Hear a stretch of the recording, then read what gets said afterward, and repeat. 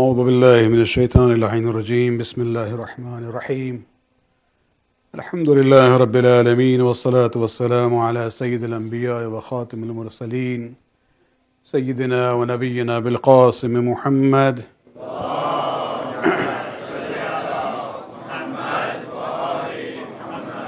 وعلى أهل بيته الطيبين الطاهرين المعصومين الذين أذهب الله عنهم الرجس وطهرهم تطهيرا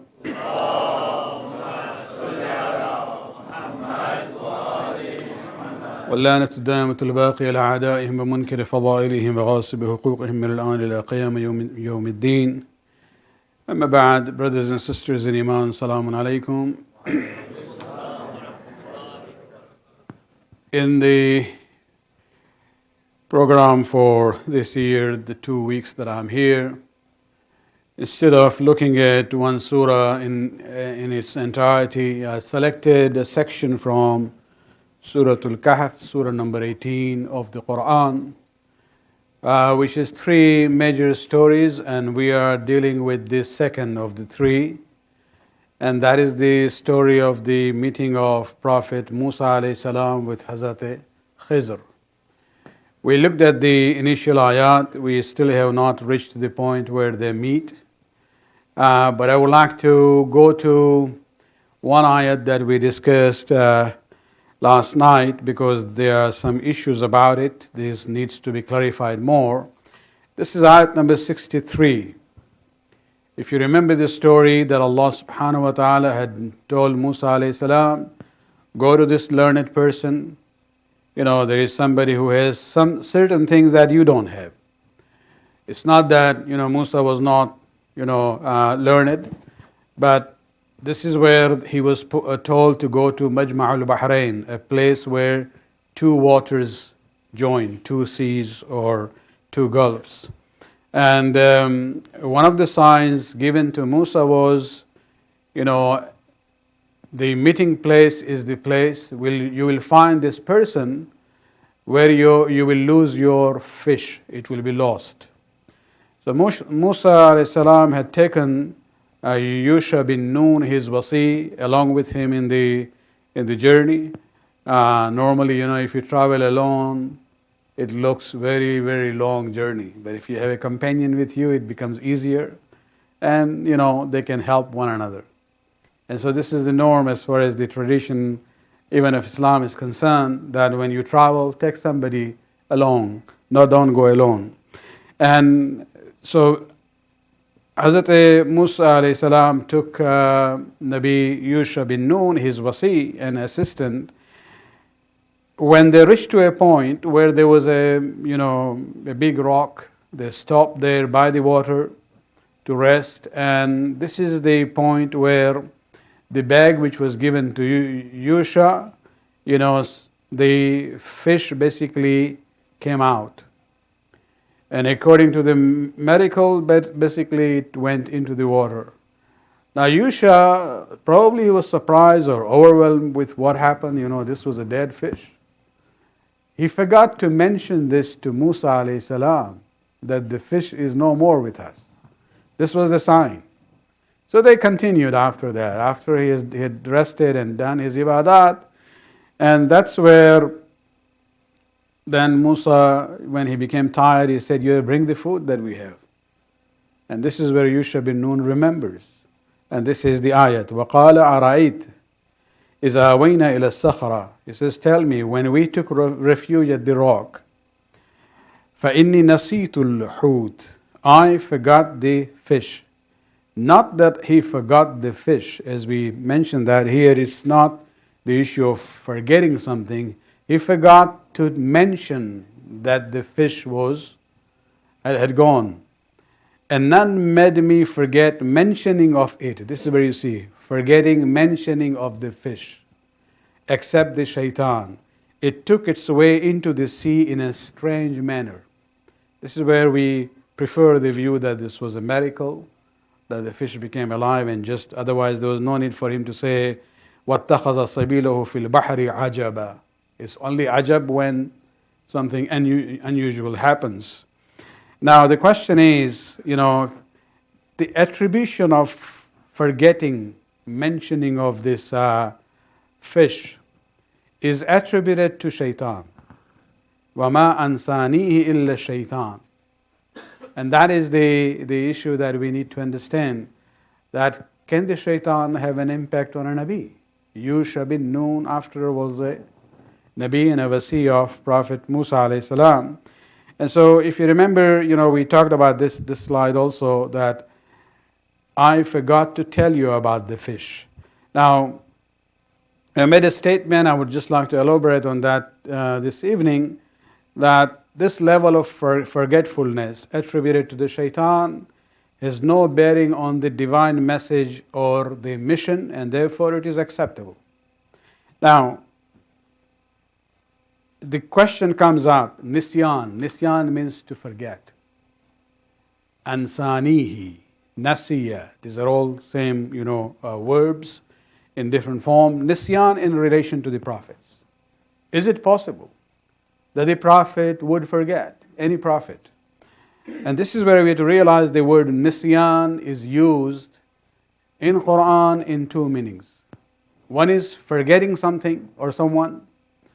Another meaning is abandoning something and leaving something. Tarakahu. Nasiyahu bima'naye tarakahu. So Nisyan is in the meaning of tarak. And when you look at these two meanings, this is where you come to realize that the first one is considered to be deficiency. It is a naqs intellectually on the memory of the person. And we know that Anbiya and the Aimma are free from naqais. They don't have defects. And this would go against the status of a Nabi to be forgetful. And so, but there's another meaning, and that is the meaning that, abandoning something, leaving something. So nasiya does not necessarily mean he forgot, rather he left it. Now, when you look at that meaning, this is also mentioned in regard to Adam alayhi salam. Allah subhanahu wa ta'ala, this is probably Surah Taha, ayat number 115, where he says, وَلَقَدْ أَحِدْنَا إِلَىٰ آدَمْ مِنْ قَبْلِ. This is the whole story of Adam, where Allah subhanahu wa ta'ala says, we certainly advised Adam min qabl, before, means after the creation. One of the things we said, لا تقربوا هذه الشجرة, do not go near this tree. So this was the advice that, or the ahd that Allah had given to Adam. فَنَسِيَ, but he forgot. وَلَمْ نَجِدْ لَهُ عَظْمًا. Now, this is one meaning of one translation, that he forgot it. Is it possible that Adam would forget such a serious issue that he is being told not to go? Is it the issue of Nisyan and forgetting the hukum? Or is it something, we certainly advised Adam before, but he abandoned it? Means he basically, even though it was still there, but he didn't do it. And this is where we see that the second meaning is acceptable. And even the Mufassirin of the early days, interestingly, major Mufassirin, the Shia and Sunni alike, they say here, Nasiya, when it comes to Adam or other Anbiya, it's not in the meaning of forgetting something, in the meaning of Nisyan, the normal way we know the word. It means taraka. He didn't do it. He abandoned the action, or he abandoned someone or something. And this is the meaning even given by Tabari and Qurtubi among the Sunni Mufassirin, as well as by Sayyid Murtaza, one of our very early scholars, Sheikh Tusi, Tabrasi, as well as during our own time we have Allama Tabatabai. They say here Nasiya should not be taken in the meaning of being forgetful, because that does not go with the status of Anbiya and Mursaleen. We actually have this meaning of abandoning or leaving something. When it's used for Nisyan, it is actually used even by Allah subhanahu wa ta'ala for himself in that meaning. Means if you look at this ayat from Surah Tawbah, it is about Munafiqeen. Al-Munafiqun wal-Munafiqat ba'duhum بعضهم من بعض يأمرون بالمنكر وينهون عن المعروف ويقظون أيديهم. This is where it's interesting. There is an ayat in Surah Tawbah where Allah subhanahu wa ta'ala talking about mu'minin and mu'minat. He says one of the important things, بعضهم أولياء بعض, to the mu'minin. And the very first thing is يأمرون بالمعروف وينهون عن المنكر. Mu'minin are those who they have this relationship of iman, and the very first demand of that relationship is to do amr bil ma'ruf and nahi al munkar, to promote good and to prevent evil. Munafiqeen are opposite. Al munafiqun wal munafiqat ba'duhum min ba'd. They are also related to one another. And what do? يأمرون بالمنكر. They enjoin one another to do evil. وَيَنْحَوْنَ عَنِ الْمَعْرُوفِ. And they prevent people from doing good. About them, Allah subhanahu wa ta'ala then in the same ayah says, نَسُوا اللَّهَ. Munafiqeen are those who forgot Allah subhanahu wa ta'ala, Nisyan. And Allah subhanahu wa ta'ala responds to that by saying, فَنَسِيَهُمْ. They forgot Allah, and Allah forgot them. Now, if you take this in the literal meaning, does Allah forget? Huh? So here, nasiyahum, nisyan for Allah is not in the meaning of forgetting. And so you would say they forgot Allah or they ignored Allah, fanasiyahum. In return, Allah ignored them. So that would be meaning, He abandoned them. He left them. He said, nothing to do with you. And so the word nisyan, according to Quran itself, is not always used in the meaning of forgetfulness. So when it's used by Allah subhanahu wa ta'ala for Himself, or when it is used in relation to Anbiya, it is not in the meaning of, bhul jana. This is a naqs, this is a defect. And this cannot be found in Anbiya and Mursaleen and our Aimma. Salawat.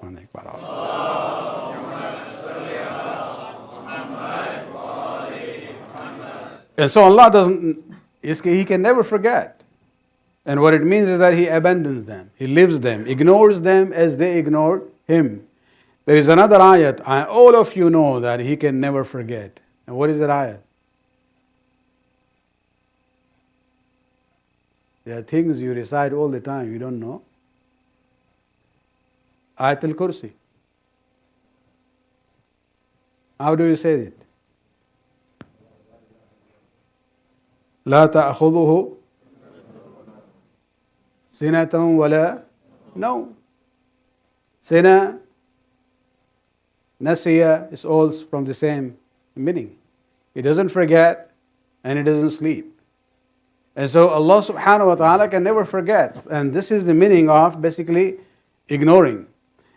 One ayat which is very powerful in a different context, but we have to understand the meaning there and hope that, we will never inshallah face that situation.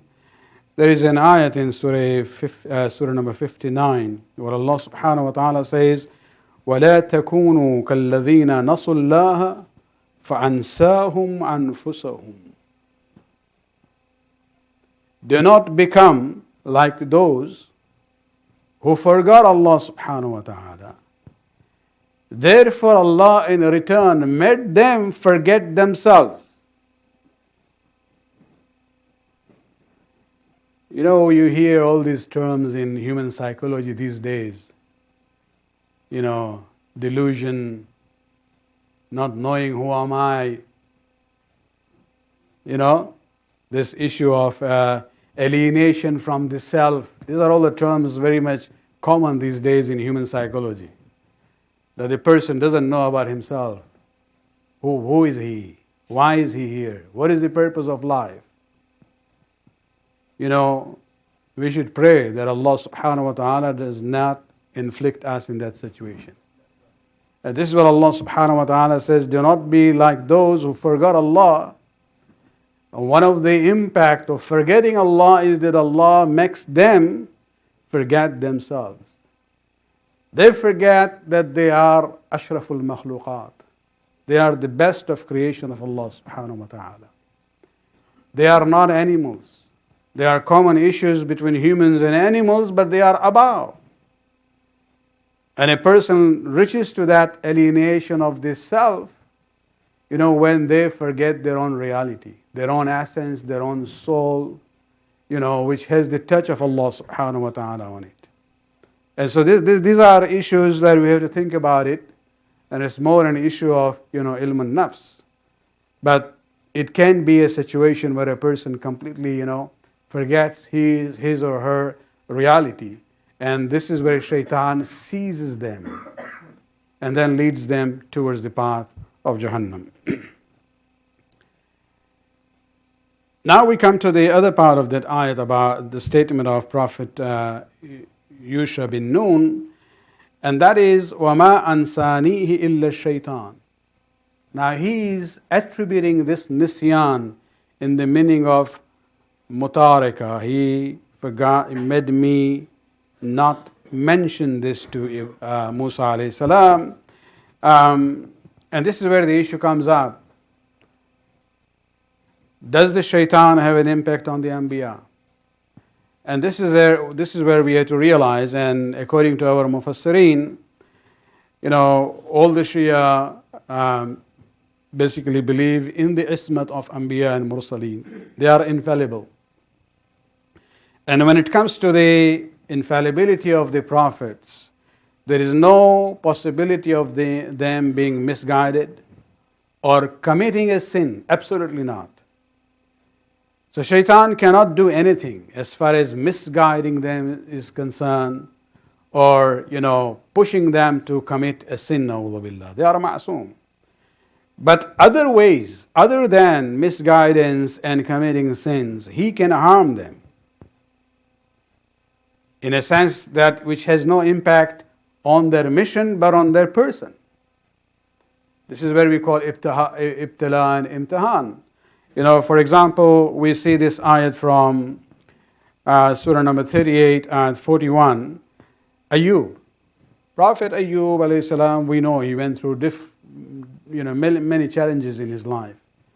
And see the way he talks about it. وَاذْكُرُ عَبْدَنَا أَيُّوبَ.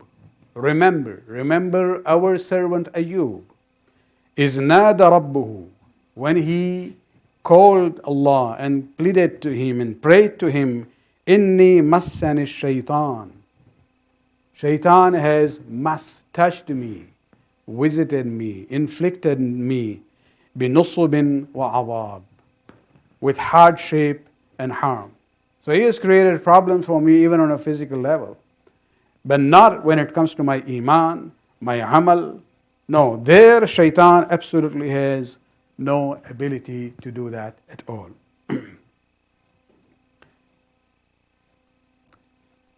Right in the beginning, in the story of Adam and Shaitan, we see that Allah subhanahu wa ta'ala, when He told Shaitan to do this, to sajda to Adam, he refused.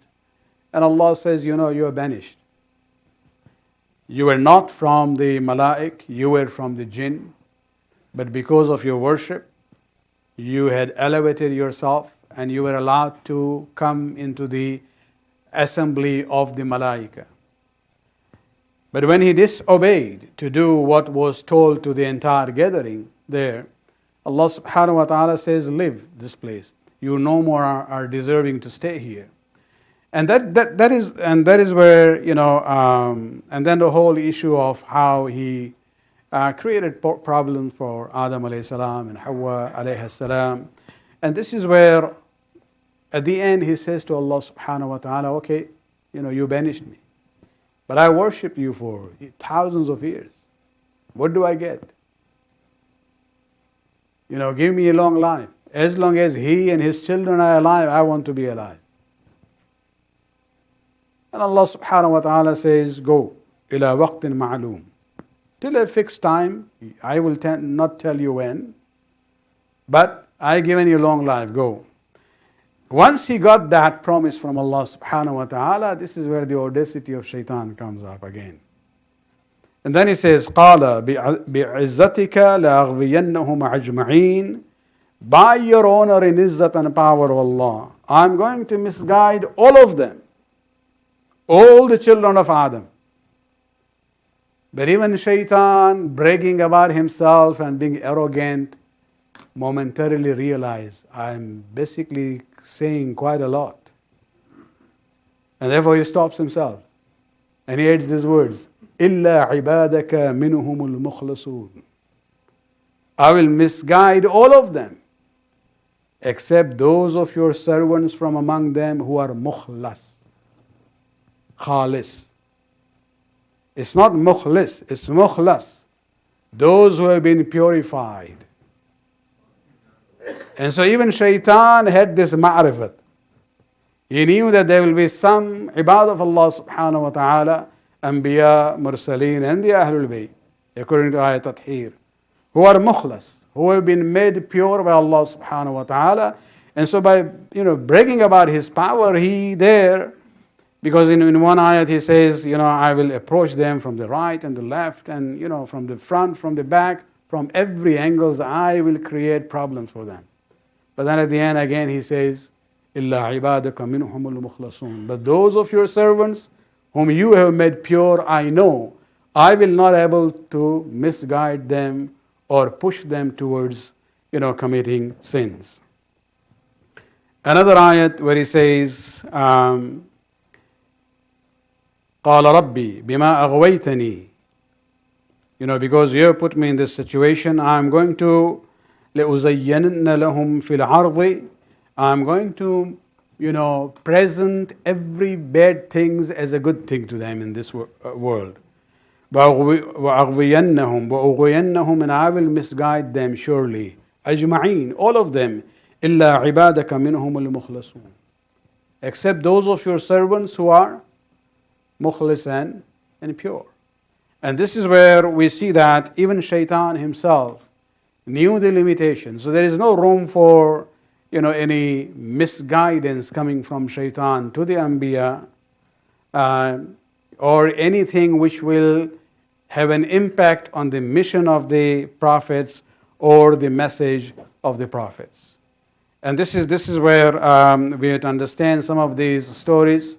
Statement from Yusha bin Nun as well as Ayub is talking about Shaitan creating problems for them on a personal capacity which has nothing to do with their role in guiding the ummah. And that was basically creating. And so in this whole story, Shaitan didn't like Musa and Khizr to meet. So he said, I'll do something, at least delay that. But he couldn't at the end, stop them. But even that gap was his shaitanat, as we call it.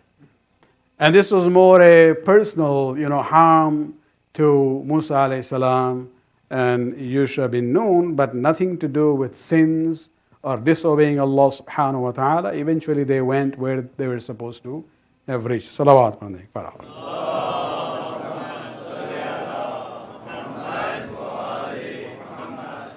Let me end with a discussion about Nisyan of our Prophet Rasulullah sallallahu alaihi wasallam.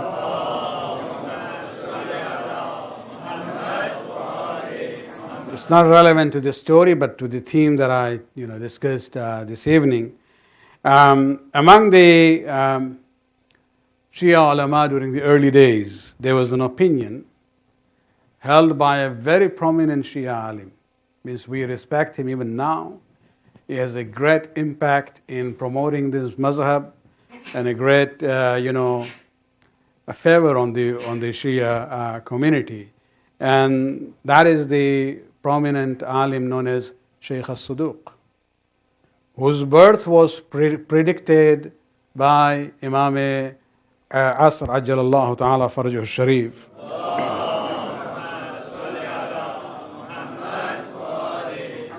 During Ghaybat al-Sughra, when he wrote the letter to his father, where asked for dua to have sons, where Imam has said, yes, you will have and they will promote the madhab. Of course, they are not masoom, although they are in a way a result of dua of the imam, but that doesn't give them ismat and infallibility. Sheikh Saduq was very much, into following the ahadith, word to word. And sometimes because of that, so when you just have riwayat without dirayat, you sometimes get into problems. And this was the case with Sheikh Saduq, where he saw some, because he is the famous compiler of one of the books of hadith. The four major compilation of the early days that we have after Usul Kafi is actually from Sheikh Saduq. And he basically talking about sajda sahw, that if you make mistake and forget the numbers of the rakat, what do you do? Under that, there are some ahadith where it says that the Prophet also made sahw in namaz. Not nisyan, but sahw yani. He made a mistake. He forgot which rakat was this or that. And Sheikh Saduq, being a muhaddis, accepted it. He just looked at the sanad. Whereas our mujtahideen are very careful. They say, you cannot reject every hadith because of the weakness of the sanad. Neither can you accept every hadith because of the strength of the sanad. You have to look at the sanad as well as the content of the hadith and then evaluate them. And so, some of the hadiths said that, and he accepted it. Unfortunately, he was under influence of his teacher who believed in that aqidah of sahwun nabi. And he said this was done so that he may teach us how to deal with our sahw and mistakes in namaz. But that goes against the status of nubuwwat. It has an impact on even infallibility. If he is going to forget in namaz, what other things he is going to forget? It opens the door to many, many other questions. And this is where his own prominent student, Shaykh Mufid, and this is where you have to learn. The process of ijtihad continues. It's not that one marra, one alim or mujtahid is the end, he is absolute and he is ma'soom, he is to be followed in everything. No. Others will come and reject their views. It's not a disrespect to them, it's actually the progression of ilm in the Shia fiqh. Shaykh Mufid, his own teacher, and I've never seen him so kind of harsh, if I may use this expression, in criticizing his teacher. I wouldn't translate those words for the public. It would sound very rude, the student writing about his own teacher, but he was very strong about it. He said, Shaykh Saduq was absolutely wrong on this issue, and then there's whole discussion in theology about it. And so, where these kinds of ahadith are rejected. And so remember, there was a debate during the early days of Ghaibat Kubra about Sahwun Nabi, where the prominent ulama have rejected that, but that was the opinion of Shaykh Saduq rahmatullah alayh. It was not masoom anyway, but the aqidah of the Shia ulama now unanimously from that time till now is that there is no possibility of sahw in Nabi at all. ربنا آتنا في الدنيا حسنة وفي الآخرة حسنة وقنا عذاب النار برحمتك يا أرحم الراحمين.